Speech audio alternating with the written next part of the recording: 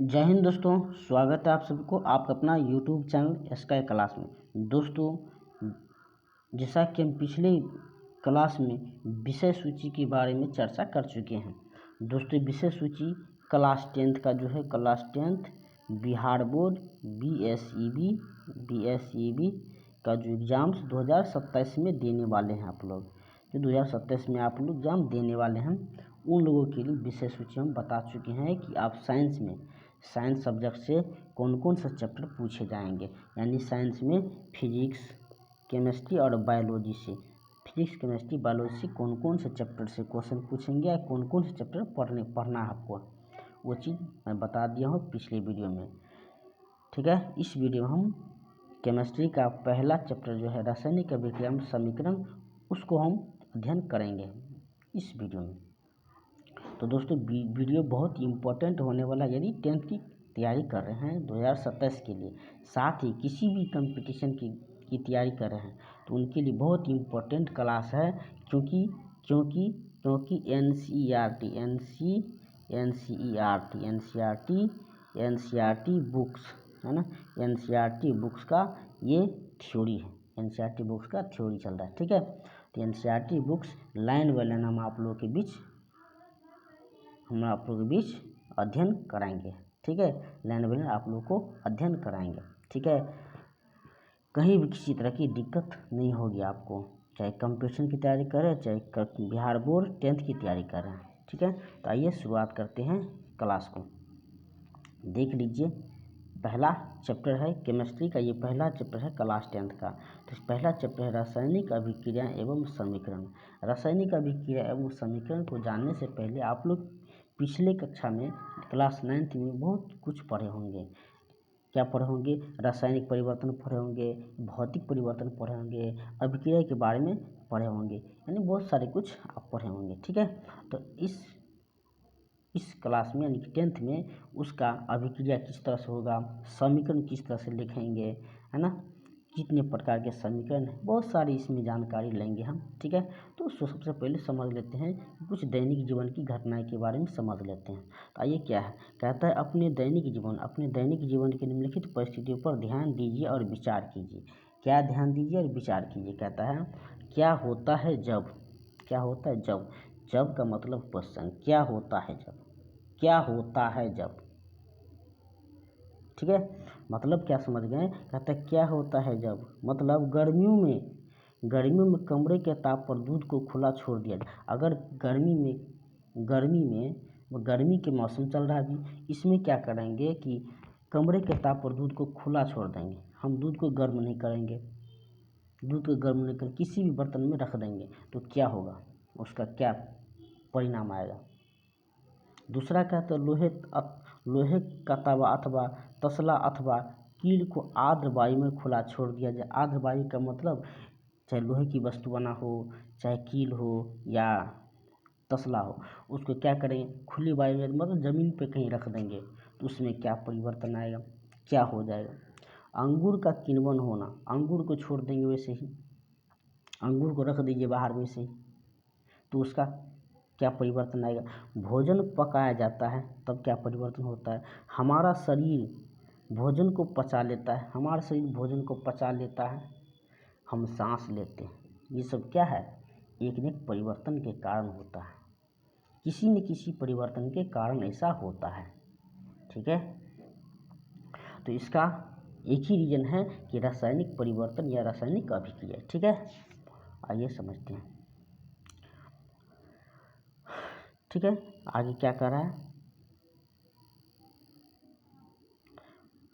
आगे कर इन परिस्थितियों में प्रारंभिक वस्तु की प्रकृति तथा पहचान कुछ न कुछ बदल जाती है। ये जो सारी घटनाएं हम देखें, समझें, सुने। ठीक है, तो इसका क्या है कि ये घटना क्या करता है कि प्रारंभिक वस्तु की प्रकृति तथा पहचान कुछ न कुछ बदल जाती है। पहले क्या था, अब क्या हो गया, क्या मतलब क्या परिवर्तन हो जाता है। पदार्थ के भौतिक व रासायनिक परिवर्तन के बारे में पिछली कक्षा में पढ़ चुके हैं आप लोग। जैसा कि हम बताएं कि पढ़े होंगे, कुछ याद होगा ज़रूर, पढ़े होंगे, तो हम कह सकते हैं कि रासायनिक अभिक्रिया हुई है। मतलब क्या है, जब कोई रासायनिक परिवर्तन होता है तो इसका मतलब रासायनिक अभिक्रिया हुआ। जैसे कि चावल है, हम चावल से क्या बनाते हैं, चावल से बना लेते हैं, इसको बोलते हैं आजकल भात बोला जाता है, चावल से भात होता है। गेहूँ से क्या बोलते हैं, गेहूँ से रोटी हो जाता है, गेहूँ से रोटी हो जाता है। लोहे को खुला वायु में छोड़ देते उसमें जंग लगना शुरू कर देता है, क्या है, परिवर्तन हो गया। तो इस तरह का जब परिवर्तन होगा तो ये रासायनिक परिवर्तन होगा, ठीक है। जब रासायनिक परिवर्तन होगा तो उसको रासायनिक अभिक्रिया कहेंगे। कोई दिक्कत नहीं।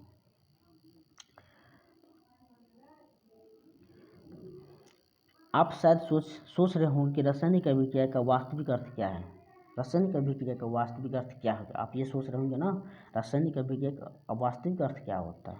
हम कैसे जान सकते हैं कि कोई रासायनिक अभिक्रिया हुई, कोई रासायनिक अभिक्रिया हुई, हम कैसे जानेंगे कि रासायनिक अभिक्रिया हुई है, ठीक है। तो इन प्रश्नों का उत्तर पाने के लिए कुछ क्रियाकलाप को समझना होगा। देखिए क्रियाकलाप एक दिया है, क्या की दिया है, कहता है इस प्रकार क्रियाकलाप में शिक्षक के सहयोग की आवश्यकता है। क्या कह रहा है, 3 से 4 सेंटीमीटर लंबे मैग्नीशियम रिबन को 3 से 4 सेंटीमीटर मैग्नीशियम की रिबन लेना है, ठीक है। मैग्नीशियम का रिबन यहाँ पे दिख रहा है, मैग्नीशियम का रिबन लिया है, ठीक है।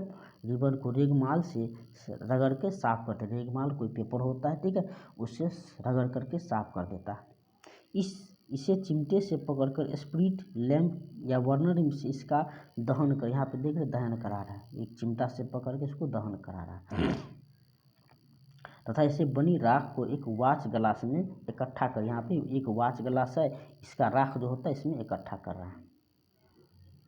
रिबन, मैग्नीशियम रिबन का दहन करते समय आप आँख को बचा के रखना, आँख को थोड़ा दूरी बना के रखिए, या कोई किसी लेंस से ढक लीजिए, ठीक है, कर लीजिए।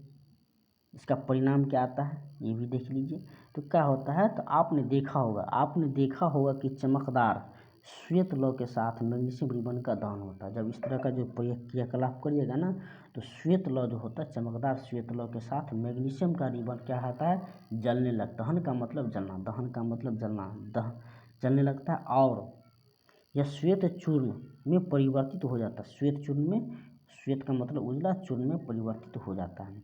यह मैग्नीशियम ऑक्साइड का चूर्ण है, यह मैग्नीशियम ऑक्साइड का जो चूर्ण बना ना, मैग्नीशियम ऑक्साइड का चूर्ण बना, वायु में उपस्थित ऑक्सीजन तथा मैग्नीशियम के बीच होने वाली अभिक्रिया के कारण हुआ है। ये अभिक्रिया समझ गए ना, अभिक्रिया का मतलब क्या होता है। ये क्या हुआ कि वायु में जो उपस्थित ऑक्सीजन है और मैग्नीशियम के बीच जो होने वाली अभिक्रिया हुई है, उसी को हम क्या बोलते हैं, रासायनिक अभिक्रिया। कोई दिक्कत नहीं होगा यहाँ तक में, ठीक है। आगे बढ़ते हैं।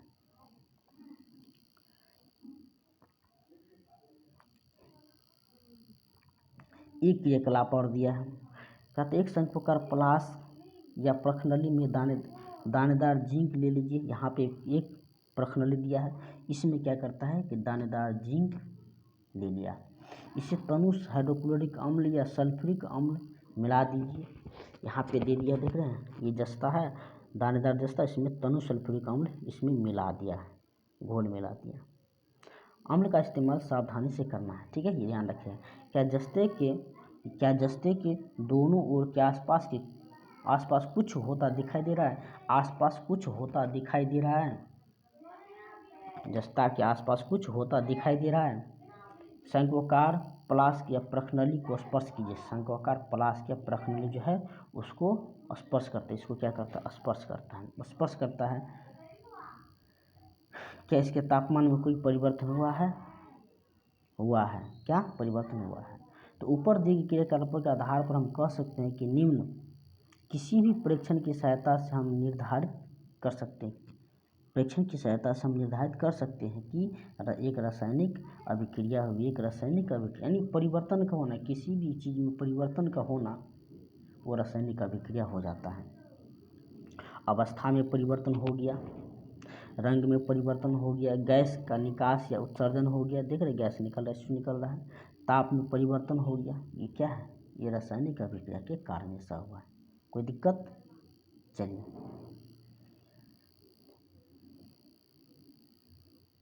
आगे है, यदि हम अपने आसपास हो रहे परिवर्तनों को देखें तो हम पाएंगे हमारे चारों ओर विविध प्रकार की रासायनिक अभिक्रिया हो रही है। इस अध्याय में हम विभिन्न प्रकार के रासायनिक अभिक्रिया और उनके प्रतीकात्मक निरूपण का अध्ययन करेंगे।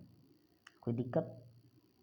यानी कि रासायनिक अभिक्रिया का अध्ययन करेंगे कि साथ में उसको लिखने का तरीका भी समझेंगे, किस तरह से लिखा जाता है। ठीक है, प्रतीक के रूप में। अब रासायनिक समीकरण क्या करा है? रासायनिक समीकरण, तो रासायनिक जब ऑक्सीजन की उपस्थिति में मैग्नीशियम रिबन का दहन होता है तब मैग्नीशियम ऑक्साइड में परिवर्तित हो जाता है। इस वाक्य के रूप में किसी रासायनिक अभिक्रिया का विवरण बहुत लंबा हो जाती है। यानी वाक्य में, सेंटेंस में यदि लिखेंगे तो विवरण उसका लंबा हो जाता है, तो उसका संक्षिप्त रूप लिखा जाता है। लिखने के लिए एक संकेत के रूप में व्यक्त करते हैं। ठीक है, इसे शब्द समीकरण के रूप में या सरलतम विधि हो जाता है, या संकेत के रूप में हम लिख सकते हैं। किस तरह से लिखा है तो देख लीजिए, नीचे दिया गया है क्या लिखा है। तो यहाँ पर देखिए, मैग्नीशियम को ऑक्सीजन के साथ जलाया तो मैग्नीशियम प्लस ऑक्सीजन कर दिए, मैग्नीशियम प्लस ऑक्सीजन किया है और बना क्या है? Magnesium oxide.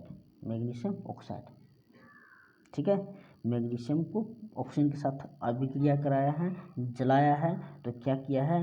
मैग्नीशियम ऑक्साइड बन गया। और यहाँ पे देखिए अभिकारक और प्रतिफल लिखा है। इसका मतलब क्या समझ में आ गया? समझ में आया होगा? नहीं आया होगा तो समझिए क्या होगा। अभिकारक का मतलब वो होता है जो वस्तु अभिक्रिया में भाग लेते हैं, उसको अभिकारक, और जो वस्तु अभिक्रिया के फलस्वरूप बनते हैं उसको उत्पाद कहते हैं। इसीलिए यहाँ पे अभिकारक और उत्पाद यानी प्रतिफल भी बोल सकते हैं उत्पाद को, तो प्रतिफल भी कह सकते हैं। कोई दिक्कत? और चीज़ इसमें और चीज़ है, यहाँ पे देखिए तीर चिन्ह है। तीर चिन्ह क्या है?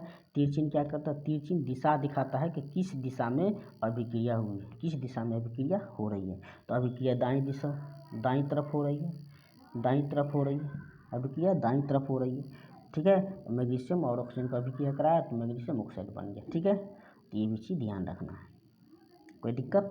आगे एक एक लाइन समझिए, एक एक बात को समझिए, एक भी ज़रा सा आपको दिक्कत नहीं आएगा, कहीं भी कुछ दिक्कत नहीं होगा। चलिए अब है रासायनिक समीकरण लिखना। रासायनिक समीकरण कैसे लिखेंगे? तो पीछे हम पढ़ चुके हैं रासायनिक समीकरण लिखने के लिए क्या क्या चीज़ का ध्यान रखना होगा, तो शब्द समीकरण में अभिकारकों के उत्पाद परिवर्तन को उनके मध्य एक तीर का निशान लगाकर दर्शाया जाता है। अभिकारकों के बीच प्लस का चिन्ह लगाकर उन्हें बाईं ओर LHS लिखा जाता है। इसी प्रकार उत्पादकों के बीच भी क्या करते हैं? योग यानी प्लस का चिन्ह लगाकर उन्हें दाईं ओर RHS लिखा जाता है। तीर का सिरा उत्पाद की ओर होता है। तीर का सिरा हमेशा उत्पाद यानी कि आगे की ओर होगा, हमेशा दाईं की ओर होगा, ताकि दर्शाएगा कि अभिक्रिया दाईं की ओर हो रहा है। ठीक है, यह अभिक्रिया होने की दिशा को दर्शाता है।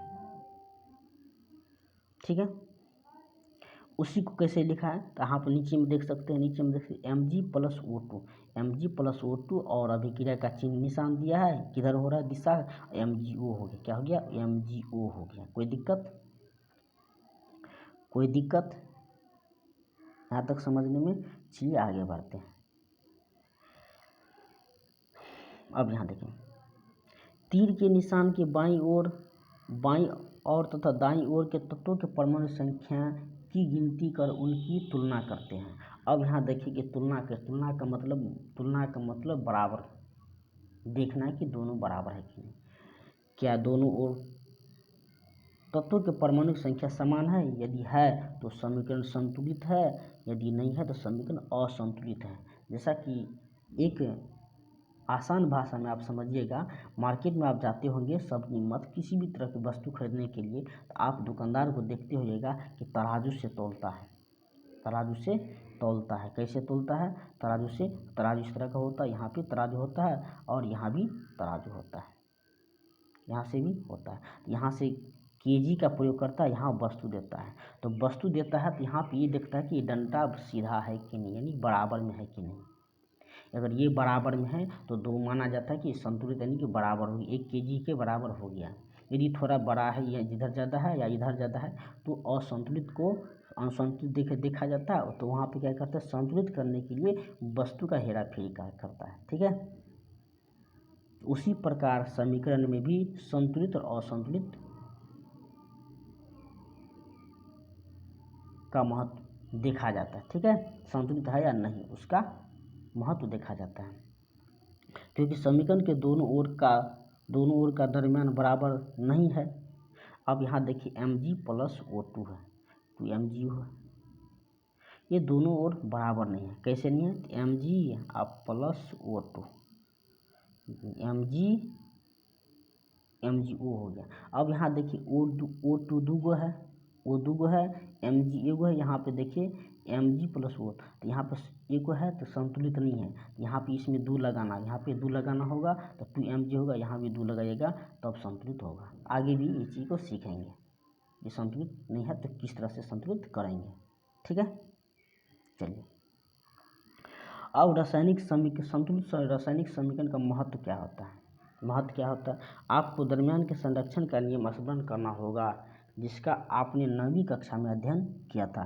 किसी भी रासायनिक अभिक्रिया में दरमियान का न तो निर्माण होता न ही विनाश होता। दरमियान का न तो निर्माण होता न ही विनाश होता। अर्थात किसी भी रासायनिक अभिक्रिया के उत्पाद तत्वों की कुल दरमियान अभिकारक तत्वों के कुल दरमियान के बराबर होता है। देखिए कहता है यहाँ पर, समझिए, अर्थात किसी भी रासायनिक अभिक्रिया के उत्पाद तत्वों का कुल दरमियान अभिकारक तत्वों के कुल दरमियान के बराबर होता है। जैसा कि अभी mg प्लस O2 को संतुलित किए, mg प्लस O2 को हम संतुलित किए। क्या किए, संतुलित, क्या किए संतुलित, यहाँ पे समझिए M2MgO लिखें। यहाँ इसलिए हम संतुलित किए क्योंकि अभिकारक का जो कुल दरमियान है और प्रतिफल का जो कुल दरमियान है दोनों बराबर हो, इसलिए हम संतुलित किए। समझ में आ गया, यही बात यहाँ पे कह रहा है। चलिए आगे, दूसरे शब्दों में कहेंगे, रासायनिक अभिक्रिया के पहले और उसके पश्चात प्रत्येक तत्व के परमाणु संख्या समान रहती है, इसीलिए हमें कंकाली समीकरण को संतुलित करना आवश्यक है। क्या रासायनिक समीकरण 1.2 समीकरण जो है, यहाँ पे देखिए क्या ये जो है संतुलित है, ये संतुलित नहीं है। हम बता दें संतुलित कैसे करना है। ठीक है, आगे और सीखेंगे संतुलित कैसे करेंगे, संतुलित नहीं है। आइए अब देखिए इसकी बात कर रहे हैं। अब बात हो रहा है जिंक।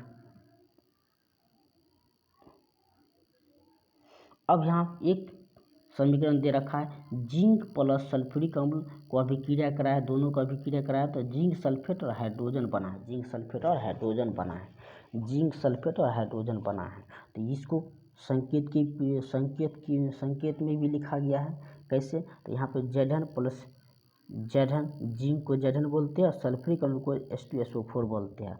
जिंक सल्फेट को ZnSO4 और प्लस हाइड्रोजन को H2 बोलते हैं। तो इस तरह का समीकरण है। तो ये समीकरण क्या है कि संतुलित है या नहीं है, इसको भी चेक करना होगा। तो किस तरह से चेक करेंगे, तो आइए समझते हैं। देखिए,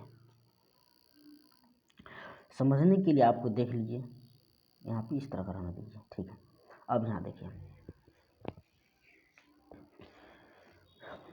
यहाँ पे देखिए Zn प्लस H2SO4 है। ये दाईं तरफ है, तीर के दाईं तरफ है इधर, दाईं तरफ इधर है, ये बाईं तरफ है। तो बाईं तरफ तत्व की परमाणु संख्या को देख लेते क्या है। तत्व Zn है, H है, S है और O है, ये 4 तत्व इसमें। अभिकारकों के परमाणु की संख्या, अभिकारक ये Zn अकेला है 1 है, H2 दूगो है 2 लिखा है, S सिंगल है ये लिखा है 1 लिखा है, O4 है 4 गो है तो वो 4 गो लिखा है। अब यहाँ देखिए इधर कितना है, Zn भी अकेला है, Zn अकेला है, S भी H कितना है, H यहाँ दूगो है, दूगो लिखा है। अब यहाँ देखिए इसके बाद S कितना है, एक लिखा है, O कितना है, 4 गो है, इधर भी 4 गो लिखा था। अब यहाँ देखिए बाईं तरफ भी इतना है जितना दाईं तरफ है, बाईं तरफ भी उतना है जितना दाईं तरफ है। तो इसका मतलब क्या है कि LHS बराबर RHS है, LHS बराबर RHS है, ठीक है। LHS बराबर RHS मतलब समीकरण संतुलित है, समीकरण संतुलित है, समीकरण संतुलित है। समझ में आ गया होगा। यदि समझ में नहीं आया है तो हम इसको डिटेल में हम बताएंगे, ठीक है। डिटेल में एक ही वीडियो में कितना भी जो भी समीकरण संतुलित करना है एक ही वीडियो में अलग से इसको वीडियो बता देंगे, आपको बिल्कुल समझ में आ जाएगा। चलिए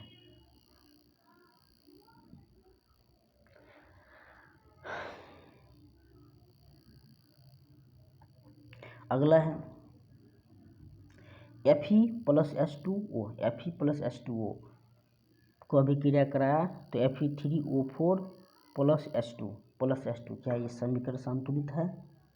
ये समीकरण संतुलित नहीं है, हम कहते हैं संतुलित नहीं है। क्यों नहीं? तो आप देख लीजिए सामने आपके पास यहाँ Fe है अकेले है, यहाँ Fe3 3 गो है, O 4 गो इधर अकेला है, H कितना है यहाँ पर, H कितना पे है, H 2 गो है, यहाँ H 2 गो है।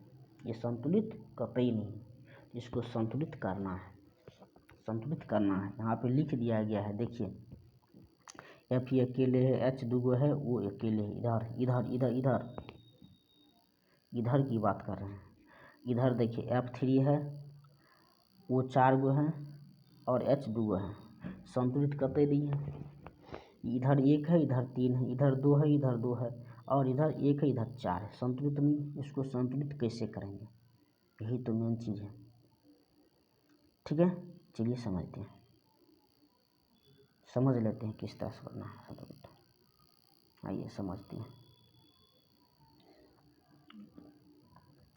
चलिए इस तरह से समझ में नहीं आएगा, हम आपको एक तरीका समझाते हैं। चलिए यहीं पे देखते हैं क्या है।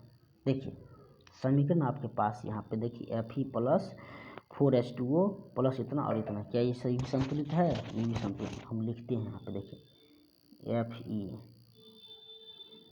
प्लस H2O, ध्यान से देखिएगा समीकरण क्या था मेरे पास, यही ना था ना, देख लीजिए Fe plus H2O plus Fe3O4 plus H2, यही है ना। चलिए इसको हम लिखते हैं यहाँ से, है ना। तो लिखते हैं Fe प्लस H2O अभिक्रिया Fe3O4 आप प्लस H2, इसको समझिए मेरे दोस्त। अब यहाँ देखिए F कितना है, अकेला है, यहाँ 3 गो है, ये अधोलिखित है, इसको बोलते हैं अधो, नीचे है अधोलिखित, इधर तो हम 3 दे देंगे। तो ये देखिए Fe3 ये 3 संतुलित हो गया, ये संतुलित हो गया, कोई दिक्कत नहीं। अब यहाँ देखिए H यहाँ 2 गो है, इधर 2 गो है, संतुलित है। लेकिन यहाँ O कितना है, 4 गो इधर है, इधर अकेला है, यहाँ पे 4 दे देंगे, यहाँ पे हम 4 दे देंगे, यहाँ पे हम 4 दे देंगे, कोई दिक्कत। यहाँ पे हम दे देंगे 4। अब यहाँ 4 दे दी तो 4 दूनी 8, ये हाइड्रोजन हो गया 8 गो, अब O हो गया 4 गो, तो यहाँ पे O 4 गो हो गया, हाइड्रोजन हो गया 4 गो, तो यहाँ भी क्या करना है 4 दे देना है, यहाँ भी 4 दे देना है, कोई दिक्कत। तो अब इस तरह से संतुलित हो गया, इस तरह से संतुलित हो गया समीकरण, कोई दिक्कत समझने में, किसी तरह का कोई दिक्कत नहीं हुआ होगा। चलिए थोड़ा आराम से पढ़िए, लेकिन आराम से समझिए, कोई दिक्कत नहीं, हड़बड़ाने की कोई दिक्कत नहीं। पढ़ाई पढ़ने का मतलब आराम से पढ़िए, धरफड़ से कोई समझ में नहीं आएगा, किसी से समझ में नहीं आएगा, ठीक है। चलिए 2 चीज़ आप पहले आराम से कीजिए, एक कोई भी वर्क कर रहे तो उसको आराम से कीजिए, दूसरा खाना भी खाते हैं तो उसको आराम से खाइए, ये भी कोई धरफड़ की चीज़ नहीं है, ठीक है। आगे भी इसी तरह का दिया है, देखिए संतुलित करके बताया है आपको, देखिए इस तरह से लिख दिया है Fe3 Fe4H2O Fe3O4 4H2 संतुलित करके लिखा है। हमने इस तरह से बता दिया है। अगर अभी भी किसी तरह की परेशानी है तो हम आपको एक वीडियो बनाएंगे अलग से, समीकरण संतुलित कैसे करेंगे, किस तरीक़ा से करेंगे, बेहतर तरीके से हम आपको बता देंगे, कहीं भी दिक्कत नहीं होगा। चलिए,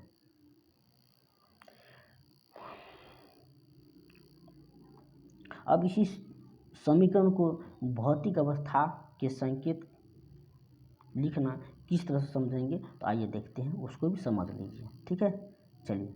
भौतिक अवस्था का मतलब क्या होता है? भौतिक अवस्था का मतलब उसकी पहचान करना। भौतिक अवस्था का मतलब उसकी पहचान करना किस तरह से? तो Fe क्या है? Fe एक लोहा है, तो लोहा क्या चीज़ है? एक ठोस है। लोहा क्या है? ठोस है। तो लोहा ठोस है, तो S का मतलब सॉलिड, सॉलिड का मतलब ठोस है ना।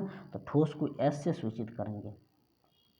4H2O, 4H2O होती है। H2O क्या है? जल है। H2O क्या है? जल है। तो जल क्या है? द्रव, सॉरी, जल क्या है? एक तरह से द्रव है, लेकिन गैस की अवस्था में होता है, गैस की अवस्था में होता है, क्योंकि वाष्पित करेंगे तो गैस से बदल जाएगा। तो ये जल है, क्या है? गैस है। H2O क्या है? गैस है। ठीक है। Fe3O4 क्या है? सॉलिड है, ठोस है। ठीक है, सॉलिड है, ठोस है, ठोस है। ठीक है। अब यहाँ देखिए क्या है? 4H2O